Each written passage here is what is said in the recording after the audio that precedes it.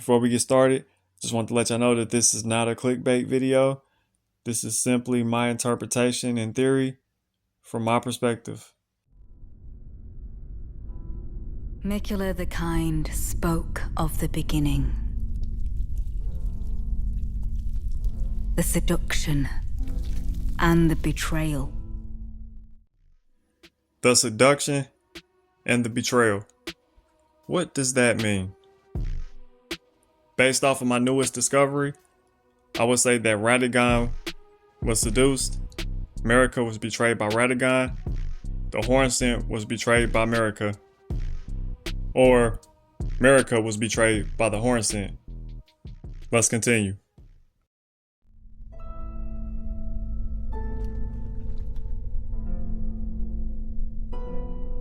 An affair from which gold arose.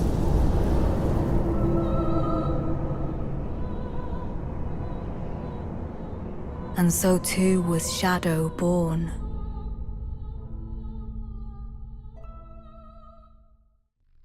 An affair to which gold arose. Interesting that they use the word affair because affair has two meanings and it can literally be both meanings for this scenario. Definition of affair is, first one, an event or sequence of events of a specified kind or that has previously been referred to. So the events of the Shadow Realm led to the Golden Order. That's what the first definition means. Second definition, a S-word relationship between two people, one or both of whom are married to or in a long-term relationship with someone else. That's the seduction and betrayal part. Now where am I going with this? Let's go over to one of the most forgettable quest lines in the base game, Raya's. Brave Tarnished, this is my true form. My real name is Zarias. Please forgive the deception. Do understand. This duplicity is my own doing. Lady Tanith speaks no falsehoods. And the Volcano Manor is just as it seems. Lady Tanith is my mother. She believes Tanith is her mother, but she really doesn't know what her birth origin even is. I am told I was born by the grace of a glorious king, that my mother cherishes this form I inhabit. I am proud of what I am, but people are cruel. If they saw my true form, they wouldn't speak to me, and so I assume a guise when seeking new recruits. But you are not like the rest. My serpentine form and the name Zarias were secrets, known only to Lady Tanith and I. Now I share the secrets with you as well. Please keep them safe from anyone else. So after we defeat the godskin that's in this location, we get the Serpent's Dominion, which reads, a minion from the mother's womb, which cradled the poor unwanted offspring of a repellent birthing ritual. So the thing that stood out to me in this key item is the mothers, which suggests that there is only one mother that can give birth to this race of people. The definition of a minion is the innermost membrane that encloses the embryo of a mammal, bird, or reptile. What is this? I remember this scent distinctly. Funny, isn't it? I am certain of it. I was born inside this. It's a part of my birth, Mother. You have my gratitude. Thanks to you, I am no longer afraid. I want to know how I was born and met Lady Tanith. One day, I hope to call her mother once again. This time from the bottom of my heart. So after we give the Serpent's Dominion to Soraya, she discovers that Tanith is actually not her mother. So when I realized that, I immediately thought of the snakeskin that was in Bonnie Village. Keep in mind, Bonnie Village is Horn Scent. A lot of people speculate that this is where Messmer was born and that this is the skin of Messmer. I don't believe that. I more so believe that this is the skin of Messmer's mother.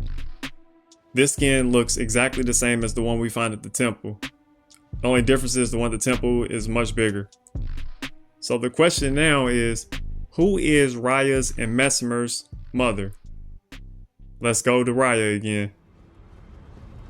Oh, it's you.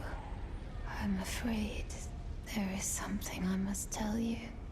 I was an unwanted child, born not of grace, but of a hideous ritual, something that can never be accepted. Not by men, nor serpents. Even Lady Tanith shouldn't accept me.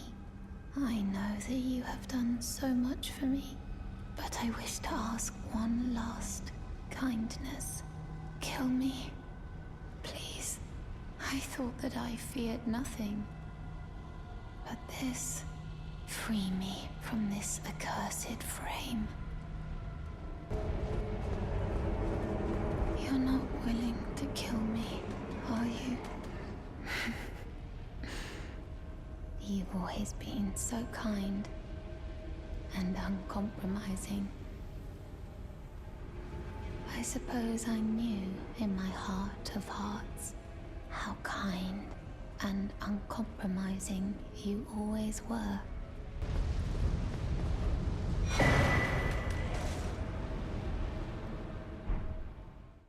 And this talisman is the key to figuring out who Messmer's mom really is.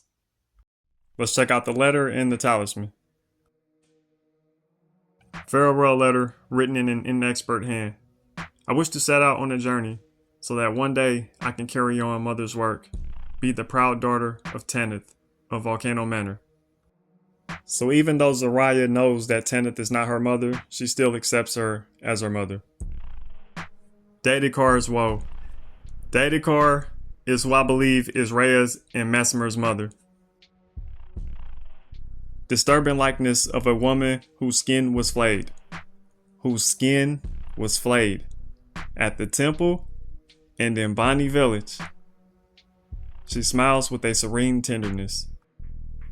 It is said that this woman, named Daedalkar, indulged in every form of adultery and wicked pleasure imaginable, giving birth to a myriad of grotesque children.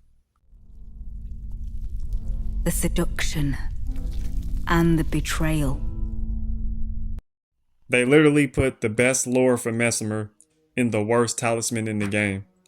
Most players don't even have this talisman because of how complicated Raya's questline is and how useless the talisman is. The only thing it does is increase damage. We actually had a talisman like this in Dark Souls 3 as well. So to sum my theory all the way up, Daedalkar seduced Radagon. They gave birth to Messmer. Hence the red hair, hence the snakes. Daedalkar discarded Messmer as an infant, where Marika embraced him. In addition, I believe the Hornsent used Daedalkar to seduce Radagon, and Marika used Messmer to punish the Hornsent. That's my theory on who I believe Messmer's mother really is. Because I knew something just wasn't right. Like, I couldn't accept that Marika was the mother of Messmer because, well, at least not the biological mother, because the snakes didn't make sense. The red hair, okay, yeah, Radagon's the father, but the snakes didn't make sense. So, as far as like item descriptions and dialogues from like ghosts and stuff like that related to Messmer that say mother, mother is broad. None of it specifically says Marika. Also, what do I believe happened to Daedalkar? I believe she was consumed by Rykard. Thanks for watching. Let me know what y'all thoughts are on this.